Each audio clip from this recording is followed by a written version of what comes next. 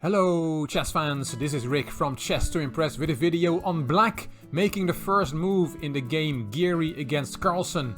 What is this about? Well, to explain this I have to show you a very dark picture. These two are indeed Magnus Carlsen on the left and Anish Giri on the right, and as you can see Carlsen is about to make the first move with the black pieces. It was played on the 21st of March 2019. And the game was called Move for Equality, as part of the International Day for Elimination of Racial Discrimination.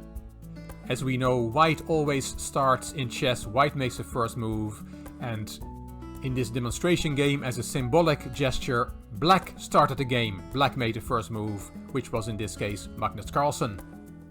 A little bit of history on the first move. It's only since the year 1870 that white makes the first move. Before 1870 there were two drawings of lot before a game started. First there was a draw on who played white and who played black, and then there was a draw who would make the first move. In the famous match MacDonald against de la Bourdonnais, the players played with the same color during the whole match. The right of the first move was changed when a game was won by one of the players. Also, in the 19th century, black was the lucky color, says the Oxford Companion to Chess. And that's why the gentleman with the name of George Walker suggested in 1835 to give white the first move as compensation for not having the lucky color. Only 35 years later, in 1870, this rule was widely implemented, and that's a rule we still have today. White starts the game, white makes the first move. But as said, it was not always like that. Let's have a look at a game from that era. It was Carl Mayet against Adolf Anderssen, played in Berlin in 1855. 4 years earlier Anderssen won the first modern chess tournament in London. The white player Carl Mayet was a strong German amateur. So it's 1855 and it is black who starts this game. Yes, it's very odd, but it's really true. And Anderssen played e7, e5 on the first move.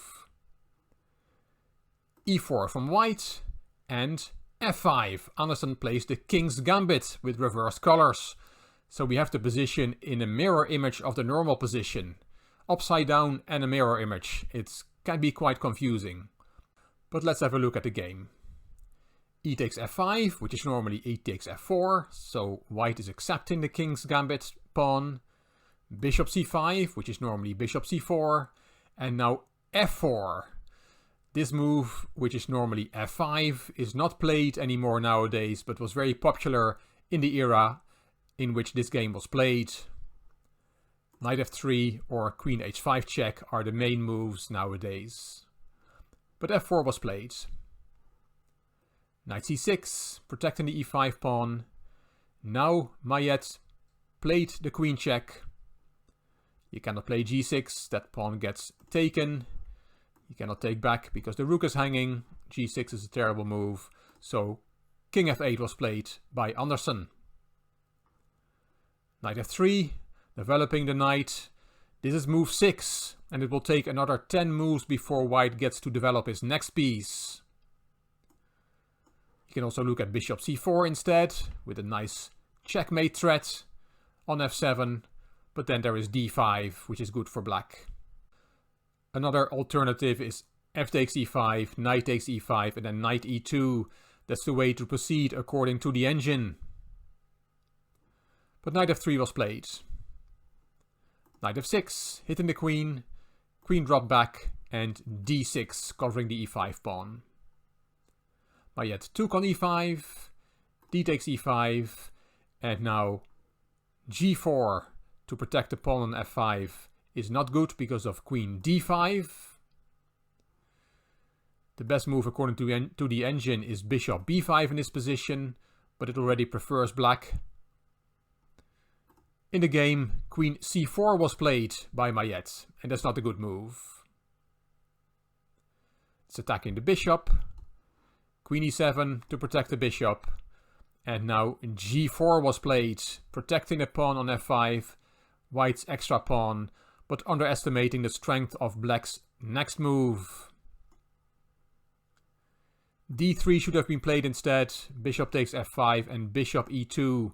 as given by international master Gert Lichterink, who analyzes this game. And white is still in the game. But g4 was played, and now a very strong move from Andersen.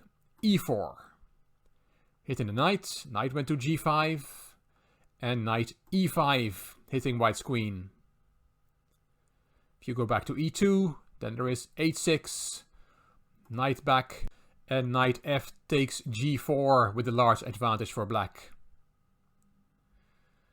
That's after knight e5 and then queen back to e2. But white played knight e6 check. That's not a good move either. Bishop takes, queen takes, and knight f3 check, starting an attack on white's king, which does not have much protection. Have a look at the white pieces, which are all still at home, sheepishly looking on. All these pieces are still in the initial position. White's queen is on her own deep in the enemy camp. What is she doing there, you may ask, without any support? White is in check, king d1, knight takes g4, another 3 points in the attack, another knight coming to attack white's king. Queen takes e7 check, king takes, and bishop g2, finally developing another piece. Knight f2 is there with a fork, but losing in exchange is not white's real problem. His lack of development will cost him the game. Black already has a mating attack. White could have played king e2 instead to prevent a knight f2 fork, but it doesn't help because of knight d4 check, king e1, and now there's a fork on the other side. White is busted. So bishop g2 was played. There comes knight f2 check with that fork, king e2, knight takes, and bishop takes. And now rook h2 f8, new blood to join black's attack. A rook gets into the attack now. Knight c3 is too late to develop, but what can you do? You have to do something. Knight d4 check, king d1, and rook takes f5 with a checkmate threat. Rook f1 would be checkmate. So bishop g2 to cover the f1 square, and rook a f8, renewing the mate threat with rook f1. So d3, making luft for the king, but there still is a forced mate in the position. If you want to look for yourself, how does black checkmate the white king in a few moves, then put the video on pause. It's not very difficult. Rook f1 check is not really a sacrifice. Bishop takes, rook takes check, king d2 only move, knight f3 check, king e2 only move, and there is a checkmate on e1. 25 moves, Andersen destroyed his opponent in this king's gambit with reversed colors where black made the first move. In our game, Rick against the chess to impress viewers, it was white, myself, who made the first move. And let's see what we have had so far. My last move was d4, d5, and it is your move. If you haven't submitted your move yet, please do so in the comments underneath this video. What would you play here on move 8 with the black pieces?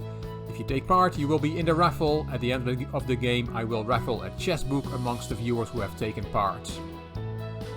Hope you will take part in our game. And I hope you enjoyed this video. If you did, please give it a thumbs up. Please subscribe to the Chess to Impress channel and please leave a comment. If you liked the video, it would be great if you could share it on social media by clicking the share button on YouTube. You can find me on Instagram, on Twitter and on Facebook. This is Rick for Chess to Impress. Thank you for watching.